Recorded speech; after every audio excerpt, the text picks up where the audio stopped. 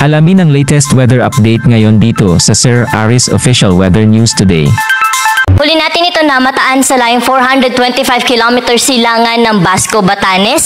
May taglay na lakas ng hangin na umaabot sa 55 km per hour malapit sa gitna at pagbugso na umaabot sa 70 km per hour.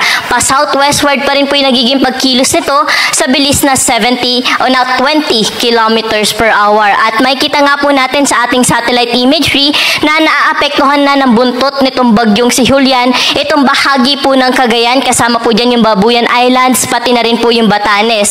Ilocos Norte at Ilocos Sur nakakaranas na rin po ng maulap na kalangitan, pati na rin po itong ilang bahagi pa ng Cordillera Administrative Region, pati na rin ang Isabela area. Kaya doble ingat po sa ating mga kababayan dyan dahil ngayong gabi ay may mga inaasahan na ho tayo mga kalat-kalat na mga pag-ulan, mga pagkidlat at pagkulog dala nitong bagyong si Julian. Samantalang dito naman ho sa atin sa Metro Manila, pati na rin po sa inalalabing bahagi pa na ating kapuluan ay wala pong direktang epekto itong bagyong si Julian sa mga nabanggit na lugar at wala rin ho tayong inaasahan pa na epekto ng habagat. Kaya po ngayong gabi ay inaasahan pa rin po natin ang bahagyang maulap hanggang sa maulap na kalangitan dito sa Metro Manila, pati na rin sa ibang bahagi na ating kapuluan. Kung may mga pag-ulan man po tayong maranasan ngayong hapon, ito ay mga panandaliang buwas lamang dala ng localized thunderstorm.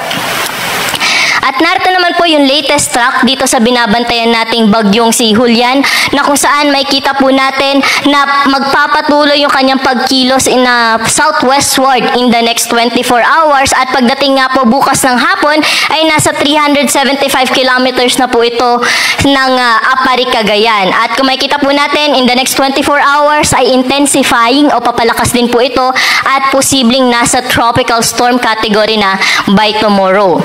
Pagdating naman po ng linggo, inaasahan natin na nasa around 240 kilometers na po ito, silangan, timog silangan ng Calayan, Cagayan. At between Saturday ng gabi hanggang Sunday po, yan po yung looping track o kumbaga, dyan po iikot itong bagyong si Julian. At bukod po doon, ay intensifying pa rin po ito o mas lalo pang lalakas pagdating po ng Sabado ng gabi hanggang Linggo po na umaga at hindi nga po natin ni-roll out yung possibility ng rapid intensification.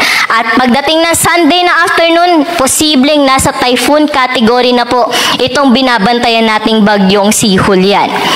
At pagdating nga po ng Lunes, posibleng mas lumapit pa po ito dito sa may Batanes area. Kaya po pagdating ng Lunes ng hapon, nasa around 85 kilometers na po ito silangan ng Basco, Batanes. At pagdating ng Wednesday ng hapon ay nasa around 460 kilometers na po ito north-northeast ng Itbayat, Batanes. At dyan pa lang po ito kikilos palabas ng ating area of responsibility. So medyo matagal itong pagstay nitong bagyong si Julian sa ating area of responsibility dahil po sa kanyang looping track. Kaya po by Wednesday ng hapon or gabi pa po natin ito inaasahan na lalabas ng ating area of responsibility.